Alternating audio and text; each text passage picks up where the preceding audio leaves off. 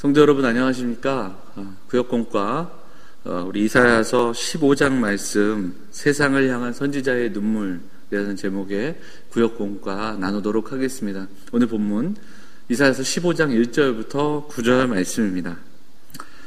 이사야서는 1장부터 12장까지 앞부분에 이사야를 향한 부르심 그리고 또 하나님의 마음을 이야기하고요.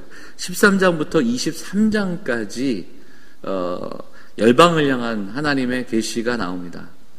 지금 내용을 좀 보시면 13장부터 14장까지가 바벨론, 블레셋, 그리고 이제 15장, 16장이 모압, 17장에 다메섹, 그 다음에 애굽과 구스, 바벨론, 에돔, 아라비아, 예루살렘, 두로까지 이렇게 여러 곳을 향한, 열방을 향한 하나님의 마음, 또 하나님의 심판, 그리고 또한 경고가 담겨 있는 것이 이사야서의 구조가 되겠습니다. 이게 13장부터 23장까지.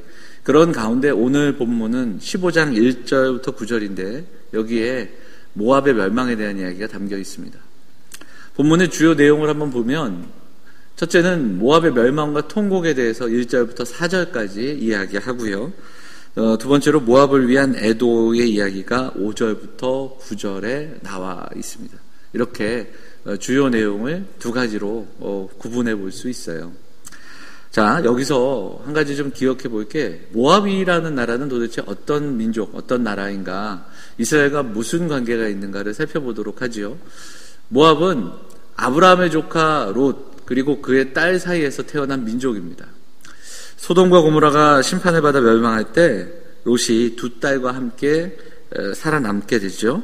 그런데 이들이 피하고 나서 후손을 얻을 수가 없자 롯과 그 두 딸이, 그러니까 롯에게 아버지에게 소주를 먹인 두 딸이 아버지와 동침해서 아들을 낳는데 그 큰 딸이 낳은 아들이 모압의 조상이 되고요. 둘째 딸이 낳은 아들은 암몬의 조상이 됩니다.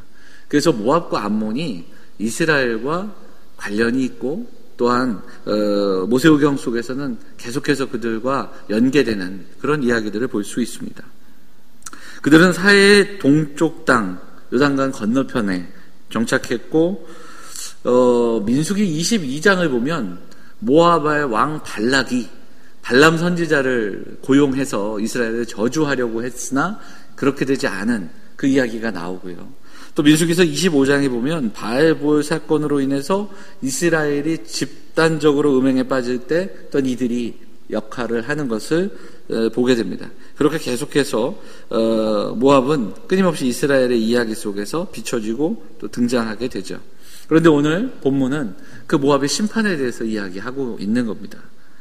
그래서 오늘 본문을 간단하게 좀 요약을 첫 번째로 해보자면 오늘 본문은 무엇을 얘기하냐면 모압이 하룻밤에 망할 것이다 이 이야기를 들려줍니다. 갑자기 찾아온 멸망에 속수무책이 되고요. 그리고 그들은 그런 가운데 이방신의 신당으로 올라가 울부짖고 또한 열의를 보이지만 어떤 것도 소용이 없음을 말씀하고 있습니다. 또한 두 번째로 보면 이것만이 아닙니다. 그러니까 그들은 기근을 통해서 또 멸망합니다. 군사적인 어려움이나 전쟁만이 아니라 극심한 가뭄의 고통도 임하게 되고요. 당연하게 누리는 것은 아무것도 없다는 것을 깨닫게 된다. 그렇게 말씀하고 있습니다. 이것이 모압이 겪게 될 심판과 황폐함에 대한 경고의 말씀입니다. 용맹하던 구원사들은 흩어질 것이고 그들은 하룻밤에 망하게 되는, 기근으로 망하게 되는 이야기들이 선포되고 있습니다. 그런데 5절 말씀을 보면 가련한 모압아 너를 보니 마음이 아프구나 이렇게 이야기하면서 이스라엘을 괴롭혔던 적국이지만 그들을 보며 이사야 선지자의 그 슬픔과 아픔이 나와 있는 것을 보게 되죠. 이 슬픔과 아픔은 어찌 보면 하나님의 마음입니다. 선지자의 마음은 하나님의 마음을 담아 하나님께서 모압에게 주시는 이 경고는 그들이 돌아오기를 바라시는 마음이라는 것을 우리가 볼 수 있도록, 그래서 그들이 돌아오도록 징계하시는 징계라는 것을 우리가 깨닫게 됩니다. 그럼에도 불구하고 모압 백성은 스스로 노력하고 애써보지만 결국 이 재앙을 피할 수가 없는 겁니다. 마지막으로 보면 남김없이 망하게 되는 모압의 이야기가 나옵니다. 모압 전체가 곡소리로 가득할 것이고 도피한 자 위에 남은 자 위에 심판의 사자를 보내서 심판하게 하시는 그 하나님의 이야기가 담겨져 있습니다. 여러분, 그 선지자는 특히 이사야 선지자를 보면 자기 민족의 아픔만 전하는 것이 아니라 하나님의 뜻을, 하나님의 말씀을 대언한 자로서 특별히 하나님의 마음을 대변하는 그런 사람이 선지자였습니다. 그래서 하나님의 심장 가까이 있는 자, 그런 표현도 들었습니다. 하나님은 죄악으로 심판하시는 이방 민족이라도 긍휼히 여기시고 또한 그들을 바라보시며 아파하고 계십니다. 하나님은 죄악으로 심판받고 멸망당해야 할 우리들도 역시 긍휼히 여기시고 또 아파하십니다. 하나님의 말씀을 우리가 좀 보면서 우리도 이 하나님의 사랑과 긍휼의 마음을 좀 품고 기도했으면 좋겠습니다. 진노 가운데도 긍휼을 잊지 않으시는 하나님의 마음, 그 마음을 담아 우리도 기도하고 이 세상을 좀 바라볼 수 있는 그런 믿음의 성도들이 되었으면 좋겠습니다. 우리가 새벽마다 살펴보는 신명기 말씀은 기억하라는 메시지를 반복합니다. 그래서 신명기 24장 18절에 보면 기억하라, 애굽에서 종되었던 일을 기억하고 거기서 너를 속량하신 일을 기억하라, 이렇게 이야기합니다. 하나님의 긍휼과 은혜를 기억하고 그 은혜를 흘려보내라.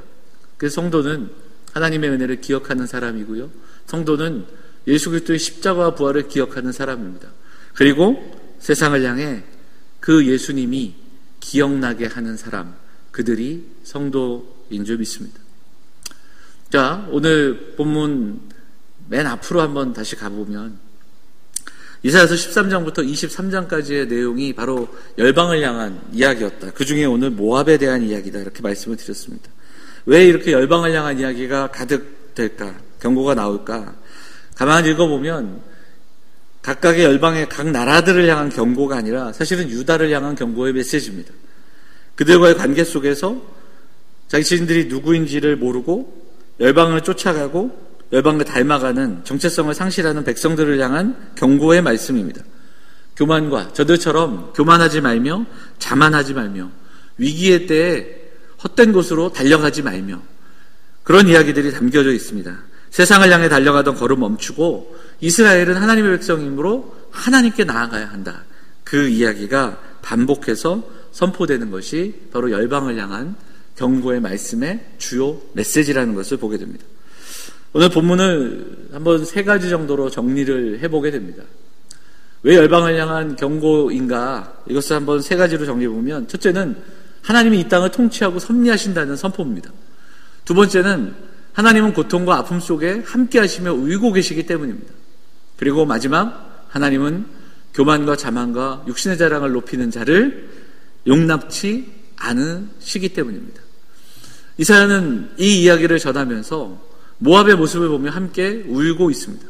하나님의 아픔을 담아 눈물 흘리며 그들을 향한 경고의 말씀을 선포하고 있는 겁니다. 그리고 이 말씀은 오늘을 우리를 향한 경고의 말씀입니다. 그리고 우리의 교만함과 자만함을 멈추어라. 그리고 하나님의 백성답게 이 땅을 살아가야 하는 그런 하나님의 백성이 되어야 한다라는 말씀을 전하고 있는 겁니다. 저는 특별히 오늘 말씀 속에서 두 번째, 고통과 아픔 속에서 함께 하시며 울고 계시는 하나님을 한 번 더 묵상하게 됩니다. 여러분, 우리는 무엇을 위해 울고 있습니까? 혹시 모압처럼 순간의 상황과 어려움 앞에 모면하려는 그런 가벼운 울음을 울고 있지 않은가? 내가 가진 것 잃고 손해보고 힘들어 그저 내 상황으로 인해 울고 있지 않은가?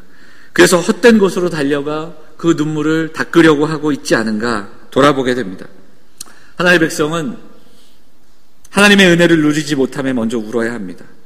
내 안에 하나님이 은혜가 없음에 울어야 합니다. 주의 마음을 주시기를 기도해야 하고 하나님 앞에서 울어야 합니다. 왜냐하면 하나님은 고통과 아픔 속에서 우리와 이미 함께 울고 계시기 때문입니다. 그리고 이 마음을 담고 하나님의 마음으로 세상을 바라보고 세상을 긍휼히 여기며 울어야 합니다. 오늘 모압을 바라보며 울고 있는 이사야 선지자의 모습을 통해 오늘을 살아가는 우리의 모습을 좀 돌아보고 함께 기도했으면 좋겠습니다. 오늘도 이 땅을 통치하시고 섭리하시는 하나님 앞에 교만함과 육신의 자랑 내려놓고 오직 은혜를 구하고 긍휼을 구하는 우리 사랑하는 성도들, 우리 영암의 가족들 다 되시기를 주의 이름으로 축원을 드립니다. 감사합니다. 이사야서 15장 말씀 오늘 함께 나눴습니다.